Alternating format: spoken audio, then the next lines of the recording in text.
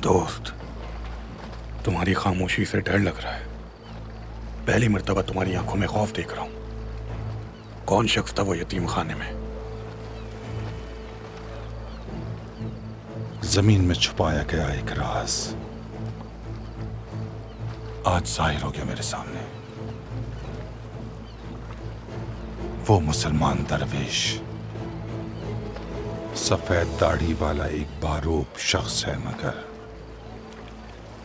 यकीन करो डिएगो, उससे ज्यादा खतरनाक इंसान मैंने पूरी जिंदगी में नहीं देखा डिएगो। यकीनन ये मेरा वहम नहीं बल्कि हकीकत है।